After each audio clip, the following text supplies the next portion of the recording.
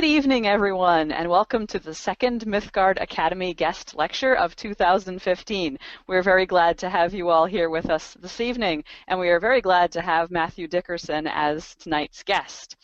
Before he begins, I have a few announcements to make, and I'm Serena Higgins. I'm one of the preceptors for Mythgard and Signum, and I'm the curator of this guest lecture series. So I just want to invite all of you at the end of the lecture tonight to go over to the Mythgard Academy website and take a look at the exciting things that are going on there.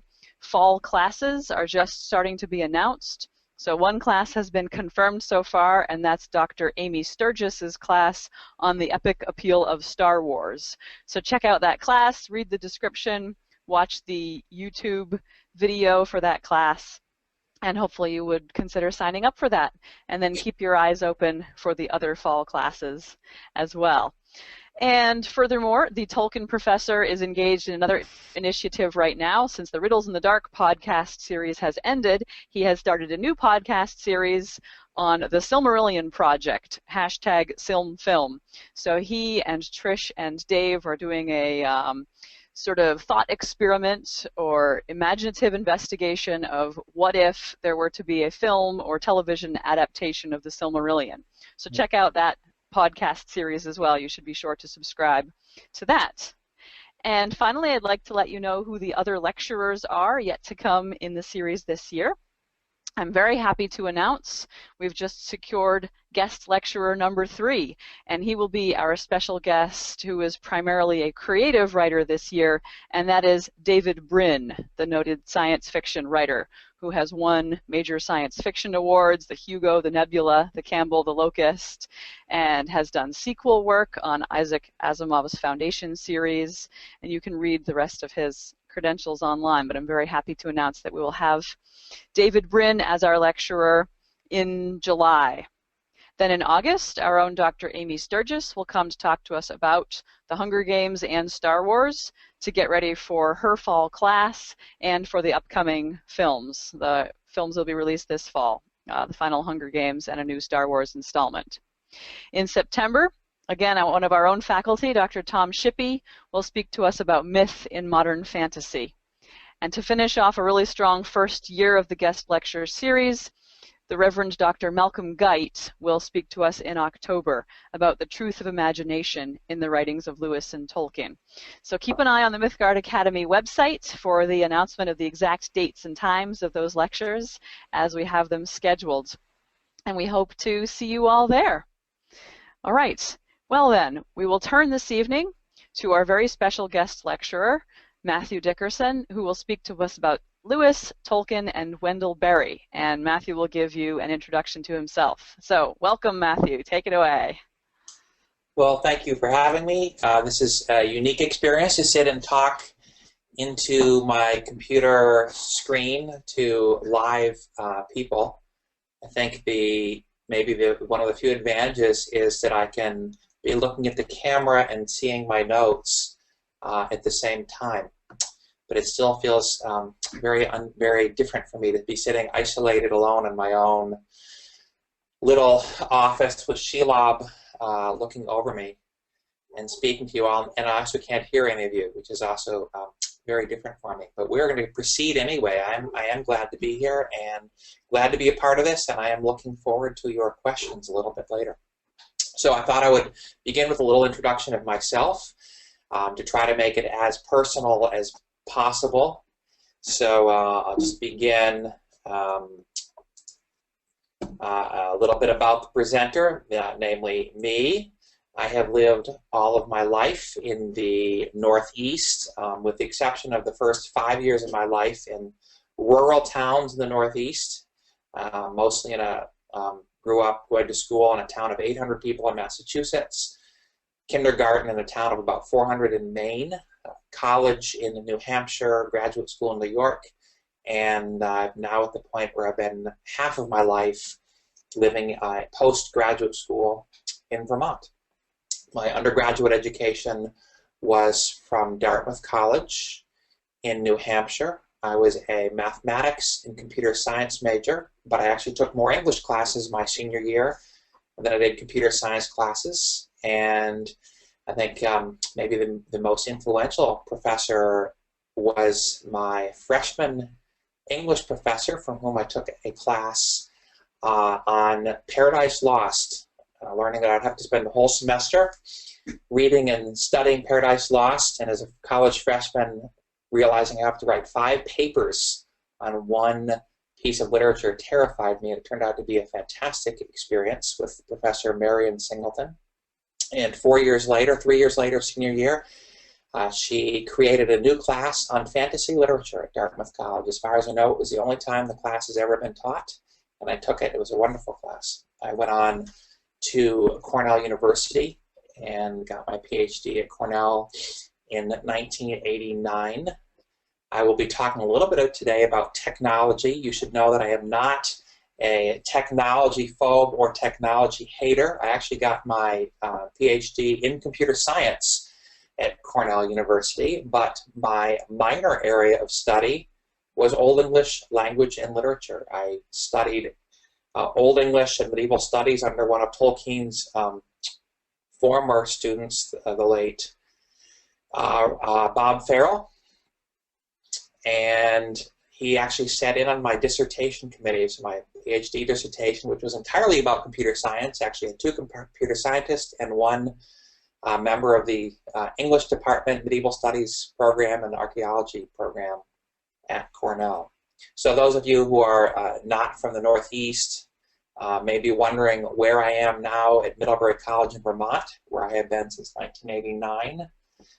You can see my office right there, where the upper rightmost arrow points. And so if you're a stalker, if you're watching this video because you're a stalker, I've probably just given you more information than I should have, I suppose. This is down below where the red arrow points is the lounge just outside my office, with my very large window facing west, facing across Lake Champlain into the Adirondacks of New York. And just to the left of that, I don't know if my cursor shows up in the screen, but that, I believe, is the largest window in the state of Vermont. Our largest single pane of glass in the state of Vermont. So backing out a little bit, I think that little arrow shows less specifically, I suppose, where I am. And if you want to drop back even further, I'm roughly there at the tip of the arrow. So a little bit more about my background. As I said, I've written a number of books about Tolkien and C.S. Lewis, about fantasy and mythopoeic literature in general. 2 of them, the 2 on the left, Ents, Elves, and Eriador, and Narnia in the Fields of Arbol, were very specifically about environmental aspects of fantasy literature, and specifically about Lewis and Tolkien. My book on Tolkien I co-wrote with Jonathan Evans, and my book on Lewis's environmental vision, Narnia in the Fields of Arbol, I co-wrote with Dave O'Hara, who was also my co-author on From Homer to Harry Potter. So I bring those up mostly as a way of giving thanks and credit to those 2 co-authors. I'm sure many of the ideas I've shared today either came directly from them or were influenced by them. So just a quick acknowledgement of their influence on my thinking and my writing. I'm also a creative writer.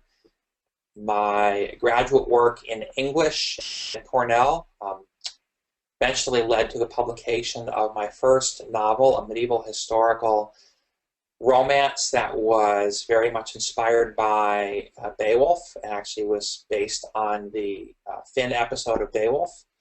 So that's the Finnsburg Encounter. And then just last year, a year and a half ago, published a sequel to that called The Root and the Torque.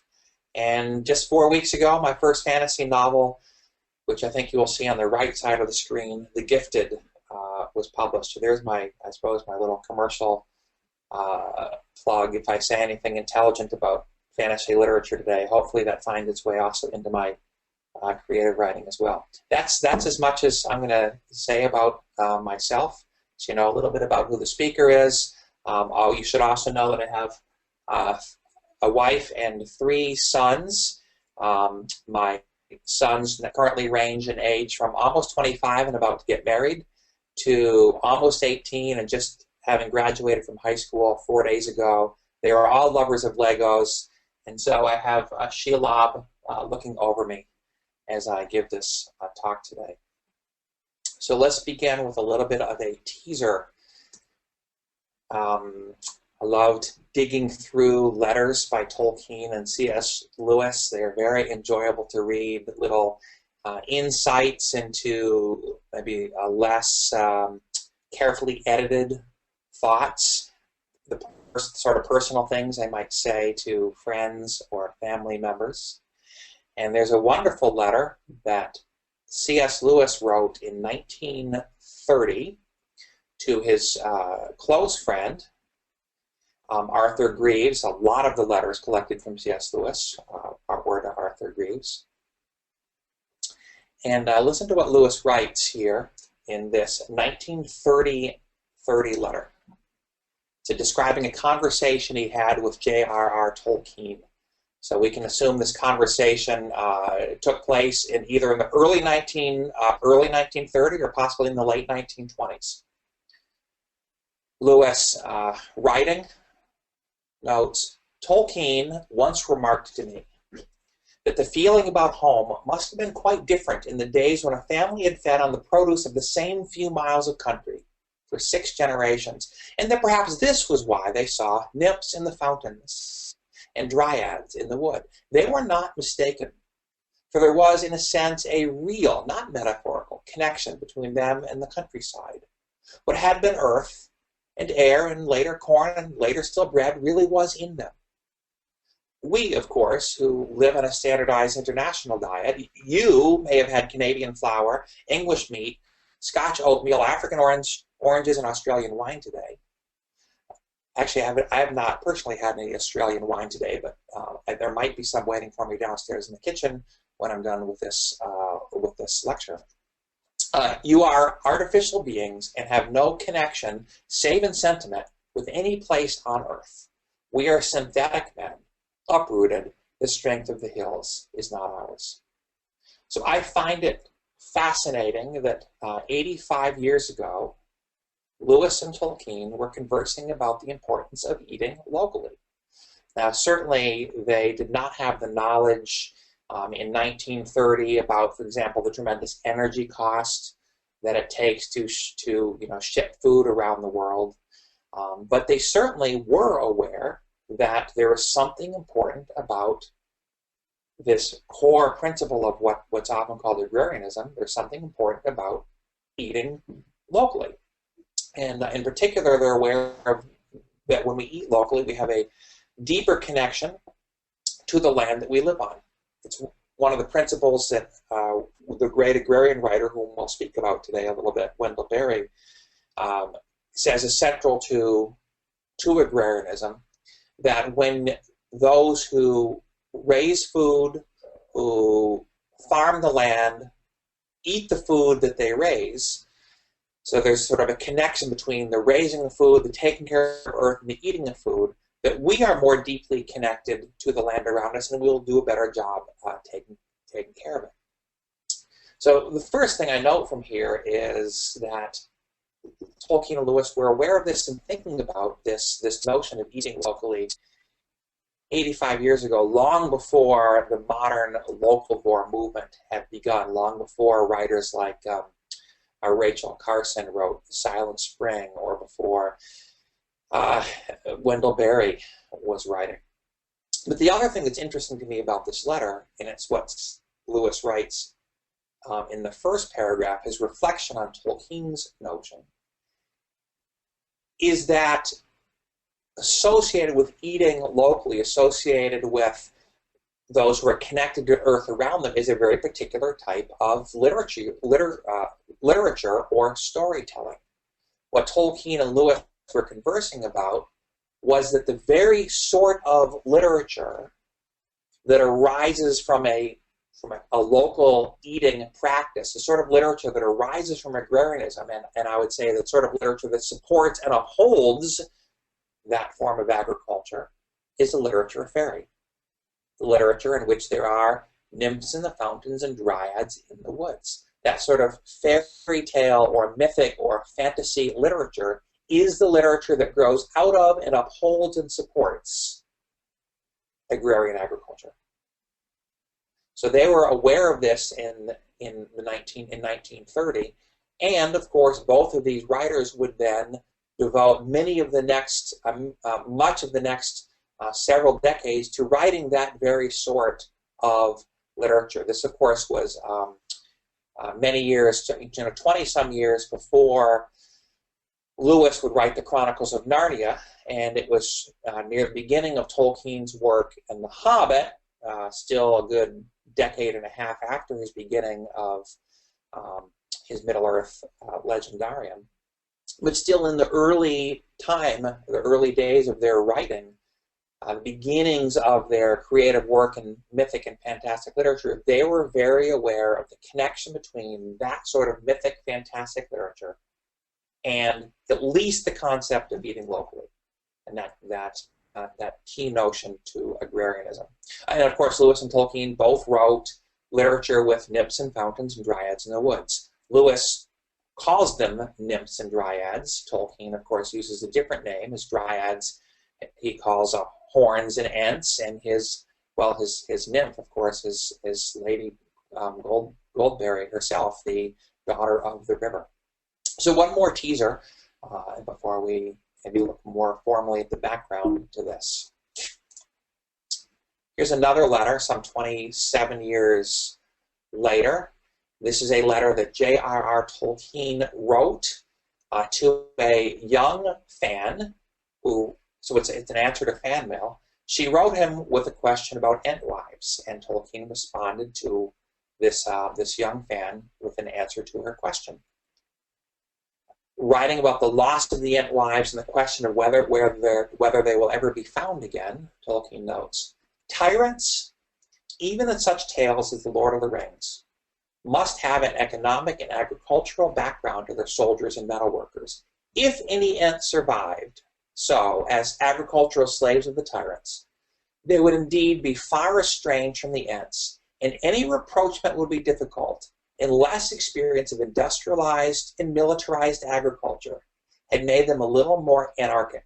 I hope so, I don't know. So again, another wonderful passage, not only giving us insight into Tolkien's own sort of emotional attachment to the Ents and Entwives, and his own hopes that one day they will be restored. But more importantly, for the point of this lecture, that more than a half a century ago, J.R.R. Tolkien was decrying industrialized and militarized agriculture. I think long before many other people were using phrases like that, were even talking about agrarianism before, as opposed to or up against industrialized agriculture, Tolkien was not only describing it and decrying it, but connecting it, that sort of industrialized, militarized agriculture, with the evils of Sauron, with the evils of Saruman, and as we'll see soon, even with the near downfall of the Shire. And even equally interesting, he was suggesting that maybe our hope lie in anarchy, that our culture. Well, Tolkien was not an anarchist, certainly. Tolkien and Lewis probably were more excited about the opposite of anarchy, right? About a monarchy, about a country with a king than most Americans would be comfortable with. Yet when it came to the rise of industrialized agriculture, Tolkien suggesting, well, maybe we need to be a little anarchic in our resistance against this. So there's our little teaser. I want to take a little bit of time and look at sort of the worldview behind agrarianism, as seen in Wendell Berry and C.S. Lewis and J.R.R. Tolkien, and how that is worked out in other ways in their creative writing, in the novels of Wendell Berry, but especially in the fantastic writing of Lewis and Tolkien, and see some common threads between Lewis and Tolkien and their writing, which is not agrarian writing, and yet there's a strong thread, a strong connection to what you might think of as the more explicitly agrarian writing of Wendell Berry. So, from Wendell Berry's essay titled A Native Hill, this is probably my favorite essay by Wendell Berry when I'm teaching creative nonfiction. This is my go-to essay. It's one of the pieces that I always assign my students to read. It's a wonderfully crafted work of creative narrative nonfiction. And Wendell Berry gives a metaphor for the difference between an agrarian approach to agriculture on the one hand, and an industrial approach to agriculture on the other hand. And his metaphor on the difference between those types of agriculture is the difference between a path and a road. And here's what Wendell Berry writes. The difference between a path and a road is not only the obvious one. A path is little more than a habit that comes with knowledge of a place. It is a sort of ritual familiarity. As a form, it is a form of contact with the known landscape. It is not destructive. It is a perfect adaptation through experience and familiarity of movement to place. It obeys the natural contours. Such obstacles as it meets, it goes around. So a path, of course, is his metaphor for agrarian agriculture, the idea that you conform your agricultural practices to the landscape. Rather than conforming the landscape to your desires, you conform your practices to the landscape. That's what a path does. A path is something that comes out of knowing the land, knowing the forest, knowing the streams and the rocks and the trees, and bending the will of the person who wants to travel to the reality of the landscape. A path is rooted in the knowledge of the landscape. It goes where the landscape allows it. It goes in the place that works with that landscape. Rather than destroying the landscape, it follows the landscape. It adapts to the landscape. And good agricultural practices should do the same. The type of plants that you grow, the seasons, the amount you grow, how often you rotate crops, these should all come out of knowledge, in the agrarian principle, knowledge of the land that you are farming. How much soil is there? How much rain does it get? Are we trying to grow crops in the deserts of Arizona where you base your practices on one rainy year and then realize over the next 20 years it's not sustainable? So agrarianism is like the path. And then he goes on to talk in contrast with the idea of a road. A road, on the other hand, even the most primitive road, embodies a resistance against the landscape. Its reason is not simply the necessity for movement, but haste. Its wish is to avoid contact with the landscape. It seeks so far as possible to go over the country rather than through it. Its aspiration, as we see clearly in the example of our modern freeways, is to be a bridge. Its tendency is to translate place into space in order to traverse it with the least effort. It is destructive, seeking to remove or destroy all obstacles in its way. So again, there's the contrast in Wendell Berry's mind between these two worldviews, the worldview of the path and the worldview of the road. The worldview of the path is the one he associates with agrarian practices, conforming the practices of agriculture to the reality of the land.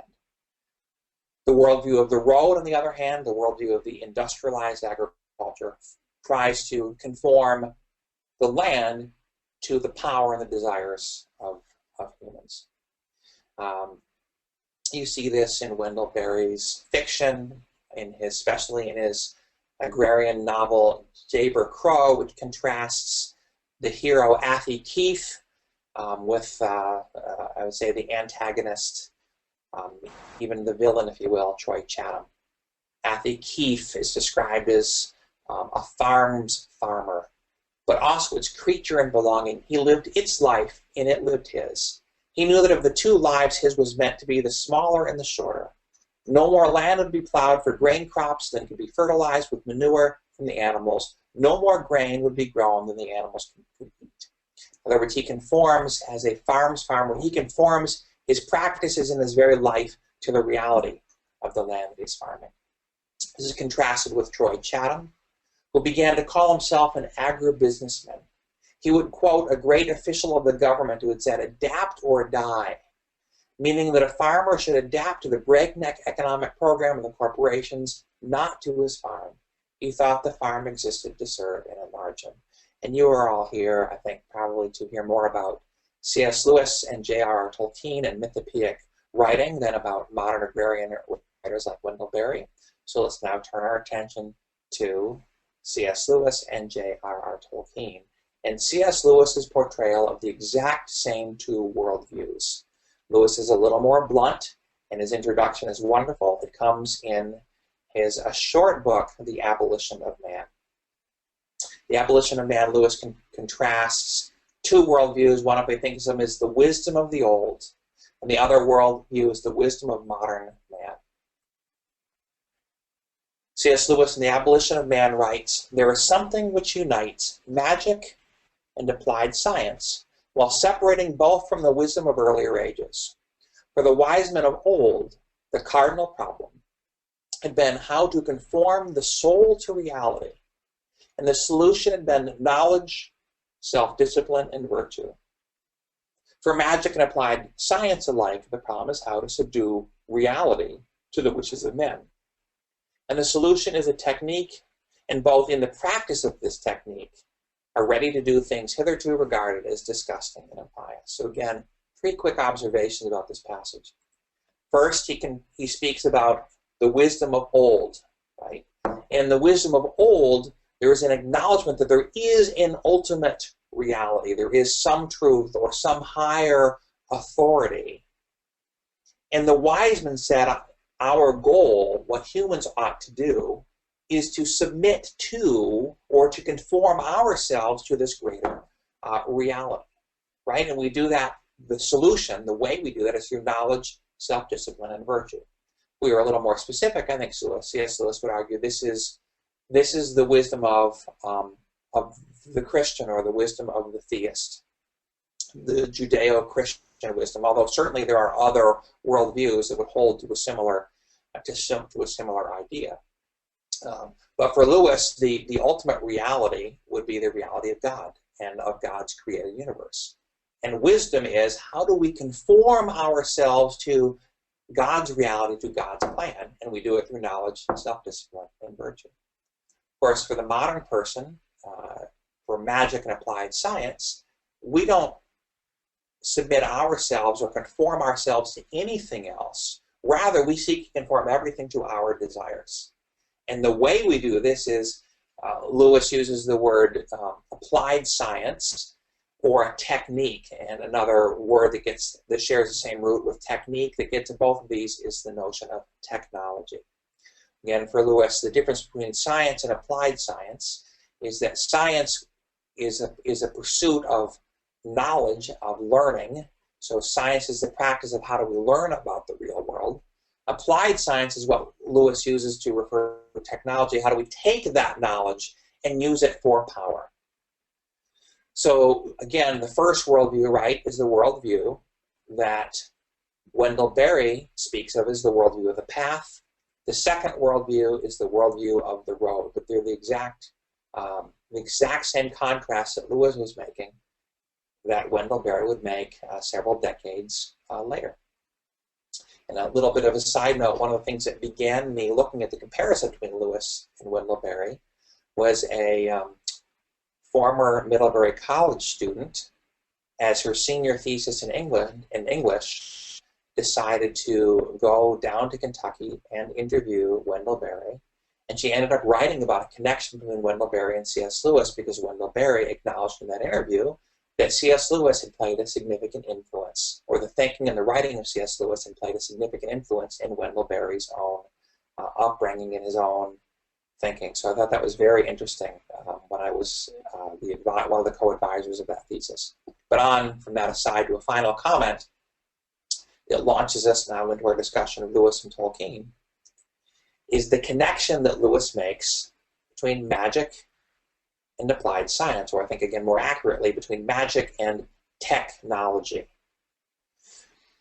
I mentioned earlier, I believe, one thing that Lewis and Tolkien had in mind as a connection, or even a motivation, if you will, for why they wrote fairy tale, fantasy, mythopoeic literature. Certainly there was something beautiful and profound and imaginative that drew them to that sort of literature. But first, they were both conscious of the connection between the fantastic, the fairy tale, the mythic literature, and agrarian practices. It's clear that they were aware of that connection from the conversation they had prior to 1930. But the second point is that both Lewis and Tolkien make connections between magic and technology. And in particular, they use magic in their literature as a way of exploring technology. In other words, in their fairy tale or for fantastic or mythopoeic worlds, magic becomes a vehicle for them to explore issues of technology and technological power. Lewis suggests that connection here. Tolkien is a little more explicit in making the connection in many of his letters. For example, in one letter he wrote, "By magic, I intend all use of external plans and devices, apparatus, instead of development of the inherent inner powers or talents, or even the use of these talents with the corrupted motive of dominating, bulldozing the real world, or coercing other wills. The machine is our more obvious modern form, though more closely related to magic than is usually recognized." So again, Tolkien makes the connection of the machine or modern technology with magic, and he's explicit in saying this is what he is exploring when he writes about magic in his created worlds. In another letter, he writes, "But at a region, great work began, and the elves came their nearest to fall into magic and machinery." He's speaking there of the first age of Middle-earth and of the northwestern region of Middle-earth where Elrond would eventually settle. Anyway, all this stuff is mainly concerned with fall, mortality, and the machine. Machine or magic is the vehicle for desire, for power, for making the will more quickly effective. Again, he writes, the machine is more obviously modern form and more closely related to magic than is usually recognized. That was a connection on to the earlier part of the same letter. I think this would be a good point to actually take a minute and see if there are any questions, Serena, if you'd like to do that. If you want to chime in, or I'm not seeing any questions. Certainly. So, yes.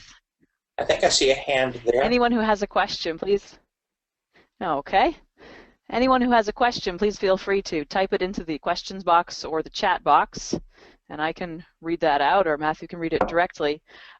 So while the attendees are doing that, I have a question for you, Matthew.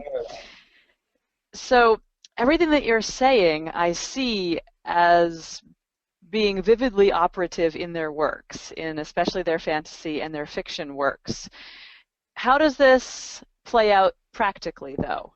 Because neither Lewis nor Tolkien followed an agrarian lifestyle. They didn't do what Wendell Berry did and leave the city and leave industry and go and live closer to nature. So are they more concerned with this as an ideology rather than as a lifestyle? Well, of course, both of them were academics, right? So, you know, we can care about similar things, but follow different paths through life and have different ways of addressing them. So I suspect that Lewis and Tolkien both addressed important issues, but did it in a way that drew on their own strengths. For example, Lewis and Tolkien, no, they did not go out and follow an agrarian lifestyle, but they may have impacted the world in a far greater way through their writing than they would have if they had, say, run a small farm. And by the way, Tolkien's brother did have a small sort of market-sized farm, and Tolkien and his children would go out occasionally and work with his brother on weekends. So Tolkien wasn't completely isolated from that lifestyle, but yes, it was not his own lifestyle choice. He was a scholar and an academic, and he went where like Lewis, where his real personal strengths were. Right. But and of course, so that it had a tremendous impact in the world. I think Lewis and Tolkien helped shape the imaginations of the world today that made it possible for example, the local food movement that's very successful in Vermont to take root. Hmm. And of course, they appreciated the natural world as much as they could from their setting. And Lewis would go on those very long walking tours where he would spend 3 or 4 days outdoors as close as he could to nature. And he deplored Right. the development of roads and railways that interrupted those tours. And you know, there's certainly, we have to acknowledge there's a romantic aspect to this for both of them. Both of them, you know, were born sort of right in the peak of the ravaging of the English lands, the English landscape through the onset of industrialized agriculture. So I think part of it is a romantic response to this ravaging, but I also would argue that there is a very practical aspect to it as well. That Very they good. sort of they didn't merely have this romantic response. They were aware of the dangers of sort of the parochialism that can come from that also. Hmm. Well, tying into our questions here of theory and practice, Kirsten Rodning is asking, what do you think about Lewis's thoughts on vegetarianism? Oh, you know, none of Lewis's thoughts on vegetarianism popped to mind. The only thing that popped to mind with the question is that Lewis was very often asked to write or to put his name on various tracts, political tracts or other sorts of tracts, because he was such a popular speaker, you know, in the 1940s with his radio show. And he almost always said no to these requests because I think his thought was that if he puts his name on lots of political tracts and lots of different ideologies, it would water down his ability to defend, you know, mere Christianity. But one of the very rare times that he was willing to do it was writing a tract that was for an anti-vivisectionist society. So that, you know, for example, Lewis refused to use mouse traps because he didn't want to cause the suffering of little mice. And you see that in that hideous strength and the practices of ransom to feed the mice rather than to trap them and kill them. And you see that in the fact that one of the rare times that Lewis put his name on a tract and helped write it was in this tract against vivisection, which is the experimentation, the cutting open of animals while they are alive for the sake of scientific knowledge. Mm-hmm. But I can't answer intelligently about his thoughts on vegetarianism because no specific example. She follows up with one specific reference, which is actually the only one I can remember myself, which is in The Voyage of the Dawn Treader when he uses the descriptor vegetarian in a derogatory manner. Kirsten, I think that's in the list of adjectives applied to Eustace's parents, right? That they were vegetarians, teetotalers, and wore a special kind of underclothes. Yeah, I mean, you know, if you look at the food that's provided in the wonderful celebrations in Prince Caspian or the Lion, the Witch, and the Wardrobe, there's always meat. And you know, one of the first most memorable meals in the Lion, the Witch, and the Wardrobe is for me is the fresh trout that Mr. Beaver catches out of the pond, you know, through sticking his paw down the hole in the ice. So Lewis certainly was not a vegetarian, but he would not have wanted the eating of meat to have come at the expense of causing animals to suffer inhumanely, I think. So he did not think that there was anything inherently evil about eating meat, but did think that there was something inherently evil about inhumane treatment of animals. So shall we continue? Are there more questions that have come up? There are a few more. Would you like me to keep reading them? Let's take one more, and then we'll go on. Okay. Dominic Nardi asks, have you read The Hobbit Party by Jay Richards and Jonathan Witt? And if so, what did you think of their analysis of environmental themes in Tolkien's works? I have not read that. I've read many other pieces on environmental themes. That is not one that I've read. Okay. Well, we can save the other questions for later if you'd like to go on. And please, everyone else, continue sending in your questions when they come to mind. All right. Well, let's continue. I wanted to look at how some of this is worked out now in their fantastic fiction. Beginning with Lewis. This is sort of a little bit of a teaser when I speak of Frank the Cabbie as the first agrarian king of Narnia. I think that's probably a little bit of a stretch, but maybe not too much of a stretch. If you consider what were the qualifications to being a king. When Aslan asks Frank, and of course we're talking about the magician's nephew when Narnia is first created, and Aslan says, "You are to be the first king and queen of Narnia." And Frank says, "But I I ain't no sort of chap for a job like that. Never had much education, you see. And then what does Aslan say? He says, can you use a spade and plow and raise food out of the earth? This is the first question that he asks him, which I think is very interesting. Can you rule these creatures kindly and fairly? And would you bring up your children and grandchildren to do the same? And if enemies came against the land, would you be the first in the charge and the last in the retreat? Then you will have done all that a king should do.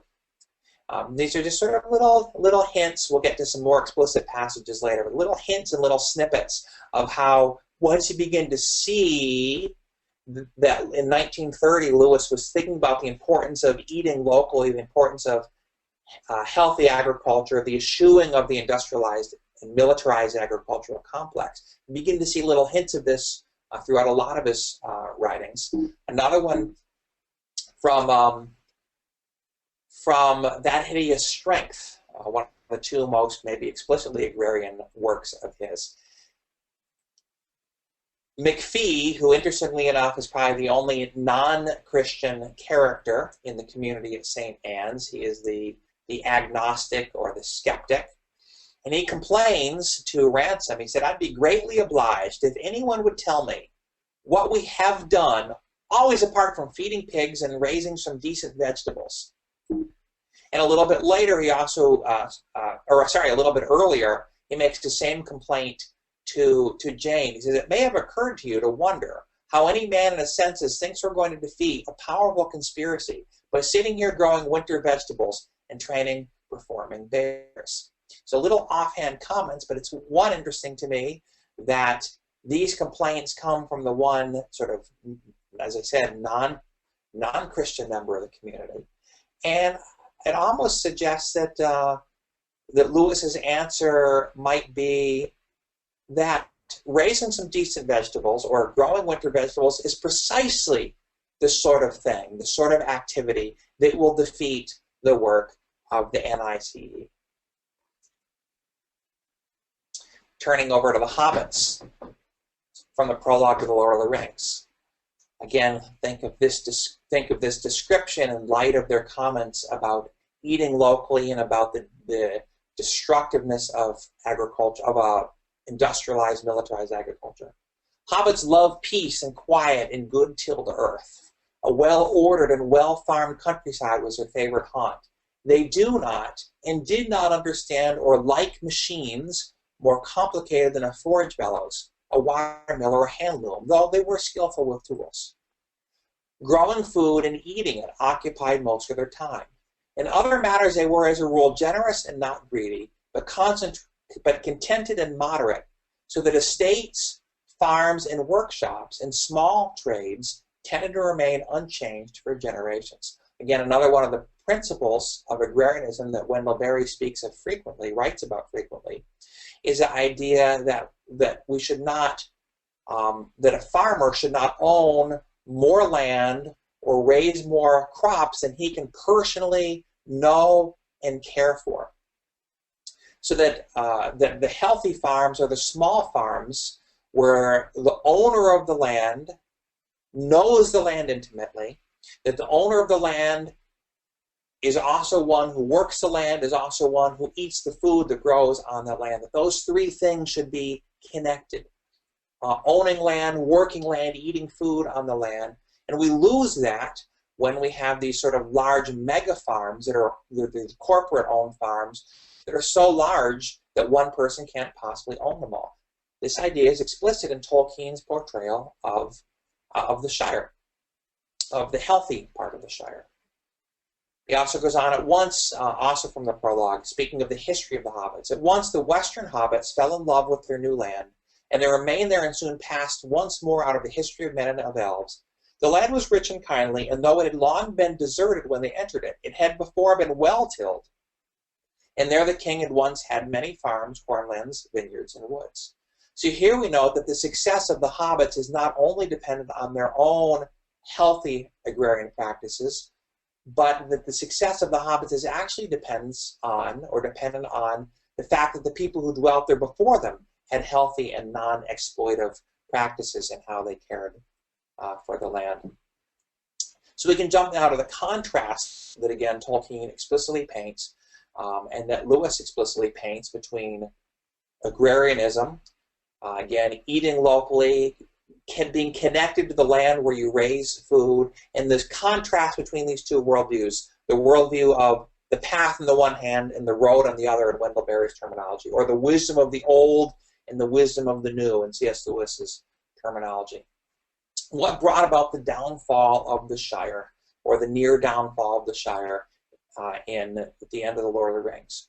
Farmer Cotton describes it, and by the way, as a side note, it's very interesting that The Lord of the Rings begins with one of its heroes, right, being Farmer Maggot, who was said by Tom Bombadil to be full of wisdom, to know the soil. The great praise that Tom Bombadil has for Farmer Maggot is he's someone who knows soil. So it begins with a farmer as a heroic figure, one who actually helps rescue the hobbits from the Black Riders, and it ends with Farmer Cotton as another agrarian hero. And Farmer Cotton describes the ruin of the Shire. It all began with Pimple, as we call him. It seems he wanted to own everything himself and then order other folk about. It soon came out that he already did own a sight more than was good for him, and he was always grabbing more. But where he got the money was a mystery: mills and malt houses and inns and farms and leaf plantations. And seems he'd been selling a lot of the best leaf and sending it away quietly for a year or two. But at the end of last year, he began sending away loads of stuff, not only leaf. Right? So all of a sudden we have two very clear things in this passage. One, you have a farmer moving towards owning large amounts of land, far more than that farmer can ever personally know and understand and be intimate with himself. And second, the raising of food as a commercial crop for export. So the people who raise the food are no longer the ones who get to eat the food. That connection to the land is lost. And this is explicit, or made explicit by Tolkien in his description of the downfall of the Shire. Hobb is a little less articulate than Farmer Cotton, but he says also all the stock seem to have gone. We do hear that wagon loads of it went away down the old road out of the South Farthing over Sarn Ford Way. That would be the end of last year after you left. But it had been going away quietly before that in a small way. The narrator also tells us about Mordor.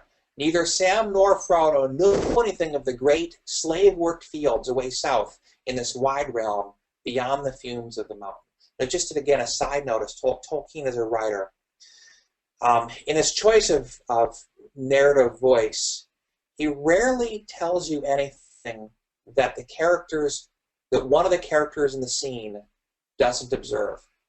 For example, in the battle, the siege of Minas Tirith, we're rarely brought out actually onto the battlefield. We see most of the battle through the eyes of Pippin up on the walls.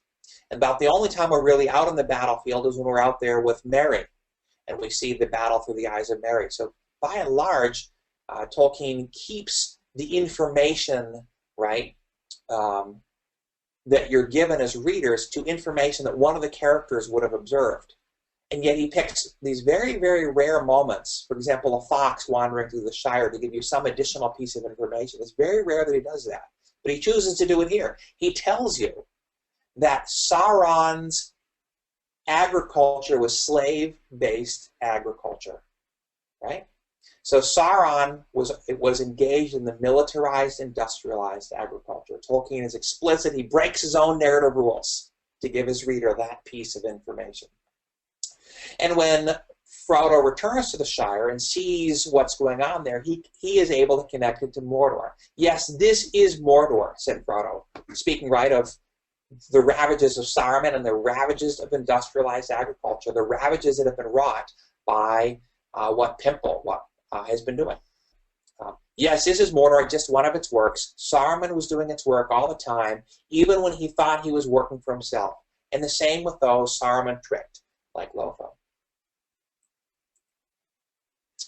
So again, let's just step back from some of the details for a moment and go back to this notion of these competing worldviews, the road versus the path, the wisdom of the old versus the wisdom of the modern technologist and magician.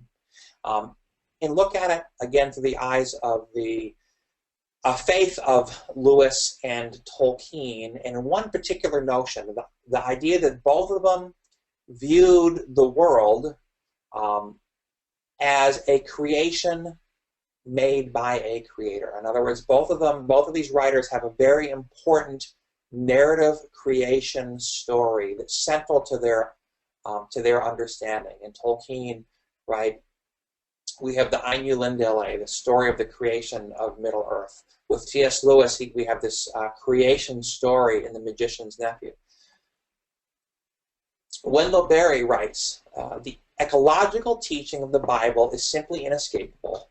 God made the world because he wanted it made. He thinks the world is good and he loves it. It is his world. He has never relinquished title to it, and he has never revoked the conditions bearing on his gift to us of the use of it that oblige us to take excellent care of it. I would suggest that notion, that concept that Wendell Berry communicates here is his notion of the implications of a doctrine of creation. Are implications that Tolkien and Lewis are very aware of and that motivate what I would call their environmental vision. This notion that because the world is the creation of a good creator, because the world is good, because the world is loved by the creator, that it is that those who live on it, that we, his image-bearing creatures, we humans, have an obligation to take excellent care of it. And there are all sorts of implications of that, and we see the same in Lewis and Tolkien. Let me suggest 5 principles that you will see in Tolkien's Middle-earth creation account. These are all things that are said, hinted at, suggested at, manifest in Tolkien's Ainulindale and in the Valaquenta. First, it's very clear that the universe is the work of a divine creator. If you think of the opening lines of the Silmarillion, the opening lines are going to draw a very close parallel, right, with the opening lines of Genesis or with the opening lines of John's Gospel. Tolkien makes it very clear that his work, his world, his Middle Earth, his Ea, is not an accidental byproduct of a meaningless universe, but rather the purposeful product of a creator. The created world is good. It has inherent worth and beauty. We'll get back to one quote about this in a moment that, again, makes this clear that the world is inherently good. It has worth. It has beauty. It's the work of a good creator.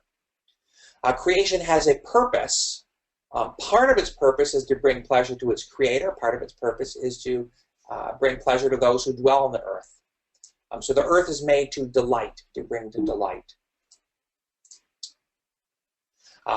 Part of Tolkien's creation myth also is that an enemy seeks to harm the created order and its inhabitants. Again, we see the same thing with the White Witch in Lewis's creation myth for Narnia.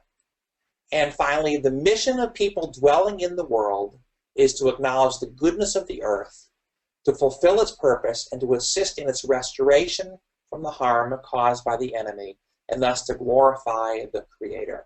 So these are 5 principles. We do not have time to look at the way all of these are expressed in Lewis and Tolkien's writing, but I do want to think about at least a couple of these, especially number 5. And the notion of Christian stewardship. Tolkien, of course, would have been very aware of where the word steward comes from the Old English, Sigward, and in Tolkien's notion of stewardship, he lists 3 important aspects, and again, we'll get at these. 1, the steward is responsible to and has acknowledgement of a higher authority. A steward is not the highest authority, but knows that there is authority, an even higher authority, the king. Second, that a steward exists for the land rather than vice versa. So if a steward is there to care for the land. The steward exists for the land does not exist for the steward. And the third principle is that the steward should expect and long for the return of the king. This is why, one of the reasons why I think we have the title of the 3rd book of Tolkien's trilogy, and why Gandalf, in one of the very few times he speaks about himself and who he is, gives himself the title of steward. So we'll get there in a moment. But first, a couple of the other principles, where some of the little hints as to where we see them.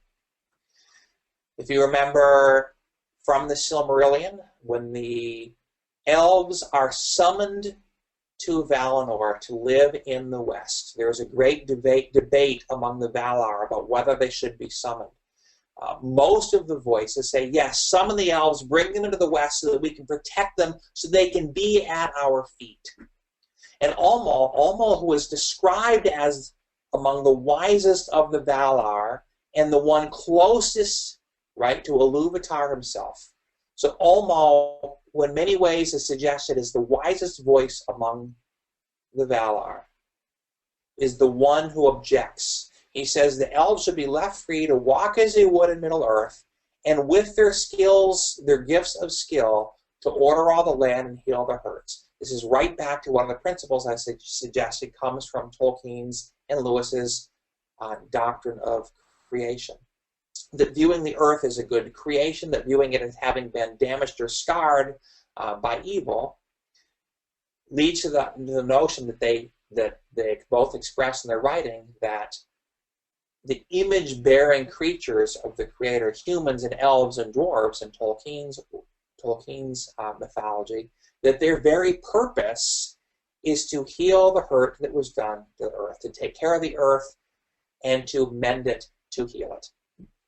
And we learn in the Silmarillion that one of the greatest, that this summons, that removes the elves from this responsibility of taking care of the earth, that summons is the cause of much of the evil that will fall in the first age of Middle-earth.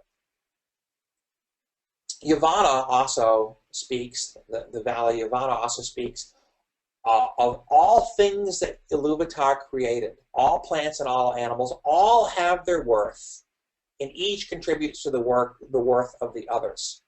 So, again, the idea being here is that plants and animals are not merely valuable because of their usefulness to humans or to elves or to dwarves, but they are valuable in and of themselves. And in fact, because they have worth, those who harm those things ought to be punished. So two more passages about stewardship then, and this concept of stewardship. Then we'll take another break, take some more questions, and then I will wrap things up with a final little section. Tolkien, certainly the concept of stewardship was very important to Tolkien. Most of the important passages in the Lord of the Rings, I think, are interestingly enough dialogues, and some of the great dialogues in the book are these dialogues between Gandalf and Denethor. Wonderful and powerful and very potent and very moving. And at the core of one of these dialogues is the question of what does it mean to be a steward. Denethor, of course, has the title steward, but he's not acting very much like a good steward. And Gandalf is very aware of that and reminds Denethor, by using his title, by calling him steward, reminds him of what a steward is supposed to do. Gandalf, speaking to Denethor, says, "Well, my lord steward, it is your task to keep some kingdom still against that event, which few now look to see. In that task you shall have all the aid that you are pleased to ask for. But I will say this, the rule of no realm is mine, neither of Gondor nor any other, great or peril. But all worthy things that are in peril, as the world now stands, those are my care. And for my part, I shall not wholly fail of my task, though Gondor should perish. If anything passes through this night, it can still grow fair, or bear fruit and flower again in days to come. For I also am a steward, did you not know?" There's the closest great Gandalf ever gets to saying who he is. Who is he? He is a steward. You might say he is the steward. He is the steward of Middle-earth. But his reminder throughout the Lord of the Rings to all the characters he comes in contact with is that you also are stewards. He says that to the hobbits, you also are stewards. He says that to Aragorn, you are a steward. He says to them, you can't choose the time that you're born in. This is his repeated speech. You can't choose the time that you're born in, but you can choose what to do with the time that you are given. And look specifically at Gandalf's language here. First, he says to be a steward is not to rule, is not to seek power or authority, but rather to acknowledge the authority of another. And second, that a steward needs to care for everything that's in peril, for all worthy things. It's very interesting that he specifically says that a steward ought to care about everything that lives, everything that grows, all worthy things, anything that can bear a fruit or bear a flower or grow fair. These are the things that the steward should care about. Stewardship, again, is this wonderful metaphor. I think Tolkien and Lewis would suggest of what it means to be a follower of God, or to hold the Christian faith that Lewis and Tolkien both held. An even more specific agrarian notion of what it means to be a steward is in Gandalf's speech to the captains of the West before the final march on Mordor. Other evils there are that may come, for Sauron is himself but a servant or emissary. Yet it is not our part to master all the tides of the world, but to do what is in us for the succor of those years wherein we are set, uprooting the evil in the fields that we know, so that those who live after may have clean earth to till. Whether they shall have is not ours to rule. And that fact statement, what is our responsibility? Our responsibility is to make sure that those who live after us have clean earth to till. This is sort of, you might say, this is the central principle of agrarianism, right? To make sure that our practices ensure that those who follow in the generations after us will have clean earth, clean soil, will be able to, right? Another way of phrasing this is indefinitely sustainable practices. That our practices in how we care for the earth should be indefinitely sustainable. That whoever follows us, however many generations they come after us, that what we must provide is the gift of clean earth to till and to raise food in. Now, I can't tell you how many times I've read The Lord of the Rings. I've lost track. I don't know how many times I've read from the beginning to the end, and I'm sure many of the folks in the audience here, as it sure is true of many of the folks in the audience here, there's this wonderful and also horrible danger of any time I pick up The Lord of the Rings and begin to read, look at one particular passage, I may open it and be curious about one little scene, one little chapter, and I begin to read it, right? And then what we find is 3 hours later, we're still sitting there in our comfortable chair or sitting in bed when we should have gone to bed 2 hours ago reading because we're engaged, in the story. So I can't tell you how many times I've read this passage and how many times I read it entirely metaphorically. Right? I simply assumed that Gandalf, speaking to the captains here, is merely using clean earth to till as a metaphor for something else. Well, certainly his words have metaphorical meaning, and I don't deny that, but I would suggest, knowing what we know about Tolkien, that Gandalf is not only speaking metaphorically, he is actually speaking very literally as well. This is our great responsibility, that those who live after us have clean earth to till, that whatever we practice, whatever our practices are practices that should keep that future in mind. We can't control the weather people will have. We can't control how much it will rain, how much drought there will be. But what we can control is whether our practices will guarantee that clean earth. Although I suppose that we might suggest that our practices actually may even impact the weather of future generations if what a lot of scientists are suggesting about global climate change is true.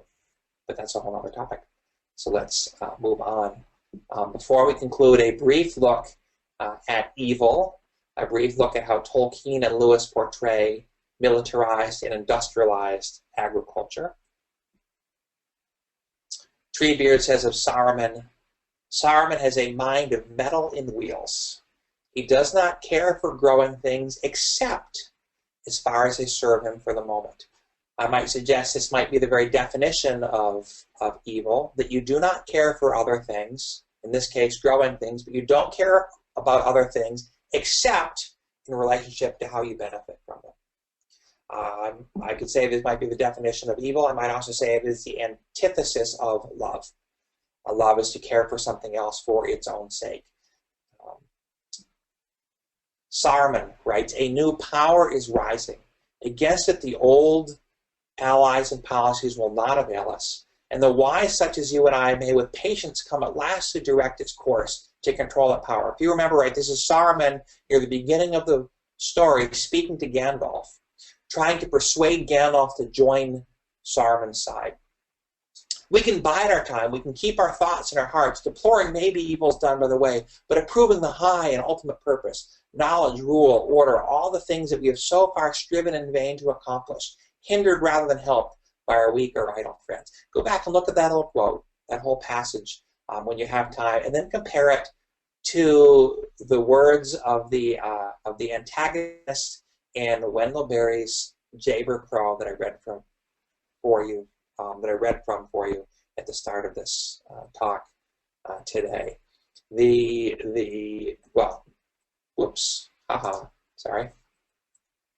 Rather than me summarizing it, let me jump to a summary from T.A. Shippey, from Tom Shippey. I think I heard that he is going to be one of your speakers this fall, and I love Tom Shippey's writing. I think I've learned more from his works on Tolkien than any other source. So very insightful, and I continue to return to his numerous different essays and books about Tolkien as a great source. Secondary, of course, to returning to Tolkien himself, but he's a good close second to rereading Tolkien is to reread what Shippey says. Saruman could then mean simply cunning mind, itself an old designation for a wizard, and so suitable enough. But behind that, one may see that for Tolkien, the Old English word expressed very accurately a complex concept for which we no longer have a term. What does Saruman stand for? One thing certainly is a kind of mechanical ingenuity, smithcraft, developed into engineering skills.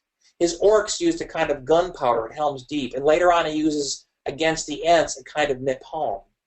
The Sarumans of the real world rule by deluding their followers with images of a technological paradise in the future, a modernist utopia. But what one often gets are the blasted landscapes of Eastern Europe, strip-mined, polluted, and even radioactive. One may disagree with Tolkien's diagnosis of the situation and with his nostalgic or pastoral solution to it, but there can be no doubt that he has at least addressed a serious issue, and tried to give it both a historical and psychological dimension, nearly always missing elsewhere. So moving on from Tolkien to Lewis and wrapping things up.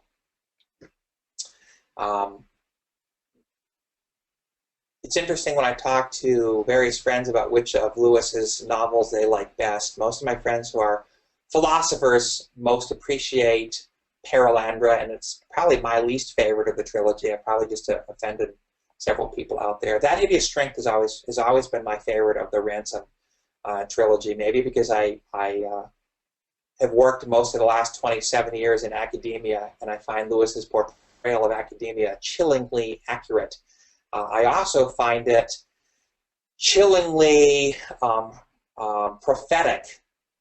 The villains, the NICE, the National Institute for Coordinated Experiments, also called the folks at Belbury, one of their ultimate agendas or goals is to separate the human head from the body. They have this, you might call it a scientific plan, though it's far more than scientific, to be able to sever a head and keep the head artificially alive. The goal is to give that head what you might say the freedom or the purity to be a pure mind without having to have a body. That, of course, for those of you who are familiar with this modern singularity movement that was really popularized, or might even really have been begun by the futurist and engineer Raymond Kurzweil.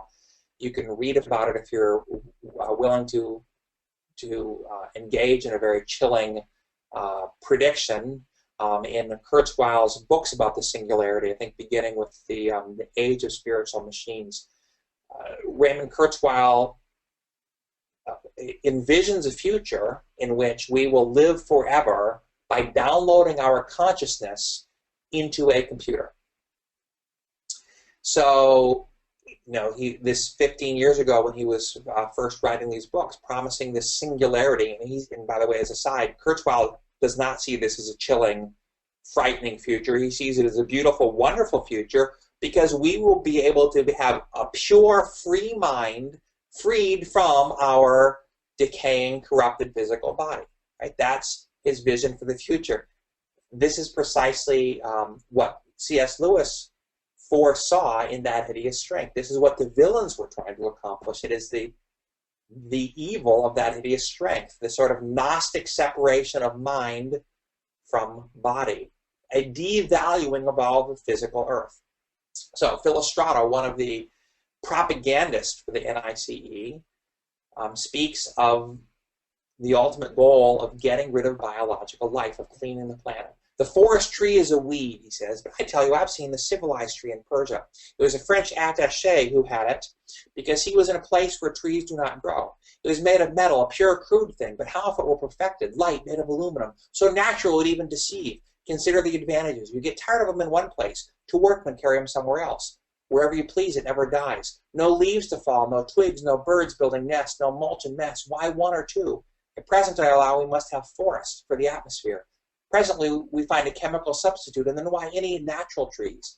I foresee nothing but the art tree all over the earth. In fact, we clean the planet. In other words, the world exists to fill our needs. We conform the world to our desires. It is the perfect characterization of that second worldview of the road. I'm going to skip finally to my final two slides and open it up for questions. What is the alternative that Lewis and Tolkien would put forth? Lewis's alternative comes through Ransom. This is not actually Ransom's words, but the words of Denniston, who's essentially summarizing Random's ideas. Speaking of Merlin, the great druid who comes back to life in modern England, and turns out to be on the side of the folks at St. Anne's. For Merlin, every operation in nature is a kind of personal contact, like coaxing a child or stroking one's horse. After him came the modern man to whom nature is something dead, a machine to be worked and taken to bits if it won't work the way he pleases. Finally come the Belbury people, who take over that view from the modern man unaltered and simply want to increase their power by tacking onto it the aids of spirits, extranatural, anti-natural spirits. They thought the old magia of Merlin, which worked in and with the spiritual qualities of nature, loving and reverencing them, and knowing them from within, could be combined with the new Goetia, the brutal surgery from without. In a sense, Merlin represents what we've got to get back to in some different way. Right? So this is the voice of the Christian character Ransom, the understanding of the Christian character Ransom, saying we need to move away from this modern view of the world as a machine, as a random, purposeless product of a meaningless universe, and see the world as creation, as something with inherent goodness and inherent meaning, and then begin to treat it that way. Merlin is something we've got to get back to. We can't get back to it in the way that Merlin existed in the age of Druids, but there's something in Merlin, something in his view of the universe, if not in his practices. There's something in the view of his universes that the modern human must return to. And we can conclude with Tolkien's words from another perspective. What does it mean to be a hero? I should like to save the Shire if I could. There have been times when I thought the inhabitants too stupid and dull for words. I feel that as long as the Shire lies behind, safe and comfortable, I shall find wandering more bearable. I shall know that somewhere there is a firm foothold, even if my feet cannot stand there again. That was Frodo near the start of the story. Near the end, he says, I tried to save the Shire, and it has been saved, but not for me. It must often be so, Sam. When things are in danger, someone has to give them up, lose them, so that others may keep them. Here's, I think, Tolkien's expression of what real heroism is, what real love is, and it takes a form of self-sacrifice.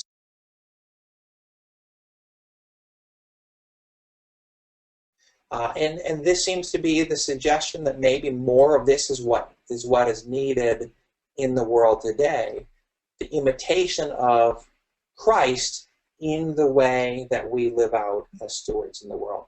So I've gone on long enough. Let's open it up for questions. Hopefully some of them begin to pile in. Serena, are you there? Do you want to turn yourself?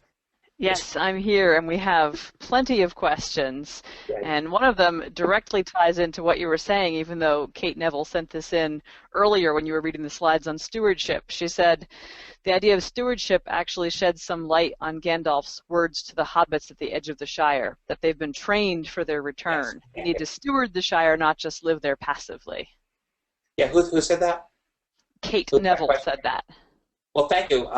Yeah, that's sort of a wonderful passage, and I always, when I read that, I always imagine Tolkien's voice speaking to his audience, sort of like, you know, this is what you have been trained for. This is why I brought you along on this journey, so that you will live differently, that you will put into practice all the principles that you have been learning, so that Frodo and Sam and Merry and Pippin can practice in the Shire what they've learned from Aragorn, what they've learned from Gandalf, what they've learned from Galadriel and Elrond, and even from Faramir. Yeah, so it's a wonderful statement of what it means to be a steward. Now, most of the rest of the questions had to do with the discussions of magic and machinery, so we can go through some of those. Now, Kevin Hensler said, considering technology and magic, are the works of Feanor considered technology in some ways more advanced than those of our modern world? So a deeper discussion of magic would have to take into account Tolkien's own description of sort of two different words that are often translated into the single word magic. The magia and the goetia. The magia is a sort of magic that comes from the properties of the thing itself, or the inherent strength of the person who's expressing that power. That you might say that type of magic is sort of inherent in the user, or inherent in the trees or the land. It is a tapping into a strength that's inherent, say the healing properties of a particular plant. You might say that plant has healing properties, and that there's something that's magic about those properties. The goetia is a type of magic that comes from enslaving the will of another. The ultimate, I think, example of goetia is the genie in the bottle. If you control the bottle, then you control the genie. The genie must do what you say, or it's some spell that summon up a spirit that has to follow you. The latter type of magic, I think Tolkien would say, there is never any good use of. Any magic which comes from enslaving or enforcing your will on another is an evil magic. The former type of magic, the magia, I think, is a magic that might be a little closer to some forms of technology, in that they can be used for good or for evil. So there's some types of magic, for example, the creation of rings, that can be used for good or for evil. And I think that's the type of magic that would associate with a lot of types of technology. The One Ring, however, the Ring of Sauron, that's a magic that its very purpose is to enforce your will on others, to rule. One ring to rule them all, one ring to bind. This is why Galadriel tells Frodo that he hasn't been able to use the ring, or he hasn't had knowledge of the elven rings, because he hasn't tried. She says, in order to use the ring, you would have to get stronger at enforcing your will upon others. So I think the Feanorian type of magic that he put into, for example, the creating of the Silmarils, would be of the former type, a type of magic that can be used for good or for evil, a type of magic like Elrond's healing powers, or like Galadriel's power to look into her mirror and see the future. I think Feanor's type of power is a power that could have been used for good, and the Valar say as much. They say that that part of the tragedy of Feanor's fall is that he could have done so much for good and beauty. Did I interpret that question correctly? I hope so. I think you did, and he had a follow-up one in which he mentioned the rings, and he also mentioned Jadis's deplorable word, and yes. Kevin said that he sees parallels in that to the nuclear bomb. Yes, I think I think that Tolkien's One Ring is not a sort of a product of post-World War, post-World War II, and of the atomic bomb. But I think Jadis's deplorable word very much struck me as a book that was written after a war, was conceived after World War II, and conceived in the light of Hiroshima. And I think maybe both Lewis and Tolkien would say that that's a certain type of power that has no good use. It's destructive, and it's destructive and enforces your will on somebody else. But having said that, both Tolkien and Lewis understood that physical evil sometimes needs to be fought in a physical way. Mm-hmm.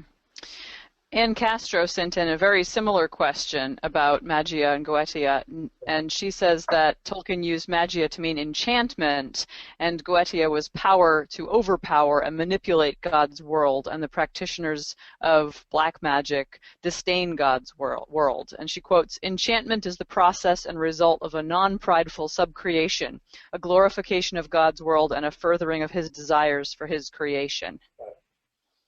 Yeah, enchantment is a good use of the word, and that's what I was trying to get at when I was talking about the magia uses the inherent, the inherent power in the person, speaking the power, the power of Elrond to heal. But I wouldn't say that doesn't mean it can't be used for evil. For example, the ability to enchant and let's say create a beautiful scene, or to create an illusion.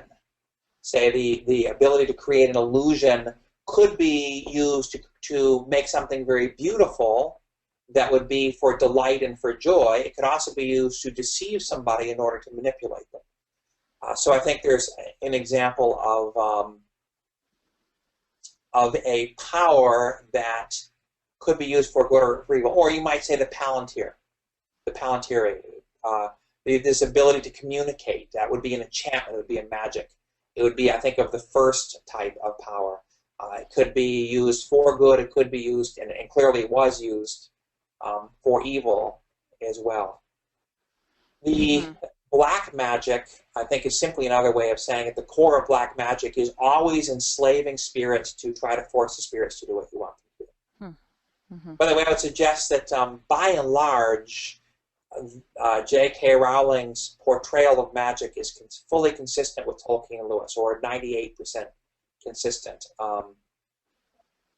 in that most types of magic in the Harry Potter books are types of magic that can be used for good or for evil. There's all sorts of spells, for example, that either Voldemort's people or Harry Potter's people, Dumbledore's people could use. So there's a type of magic that's like technology, that's like power, that can be used for good or evil. But there's certain spells that have no good use, that are always evil. For example, enforcing your will on a house elf. Or spirit, any spell that, for example, calls up a spirit and forces that spirit or that being to do what you tell that being to do. That's always portrayed as evil in the Harry Potter books. So I think actually the Harry Potter stories are very consistent with Lewis and Tolkien on their portrayal of these two different types of magic. That was a long side note that nobody asked for. Sorry. Yes, we could have another whole lecture or maybe a discussion on that too, because I have lots of questions about J.K. Rowling's magic. Well, one more on magic here from John Garth, actually. Hi, John, who's with us. And his question goes even more to the foundation of all of this, about why use magic in this type of literature at all. He says, if you're going to write about the machine, why not do so directly instead of using magic as a metaphor for it? Doesn't this literary treatment disguise the theme as much as it exposes it? Many readers would see technology and magic as opposites, and then he goes on to talk about the distinction between good and bad magic as well that you've been touching on. So why use magic at all and not just write against the machine directly? That's a great question. I think I could also rephrase the question: why would any poet or storyteller or artist ever use any metaphor at all? Right? Why don't we always just come out overtly and talk about the exact thing that we want to talk about? Why would a writer ever use metaphor? That question, I think we could spend a long time addressing. I think maybe one of the parts of my answer would be to quote Eugene Peterson quoting Emily Dickinson, which is to say, sometimes we need to tell a slant.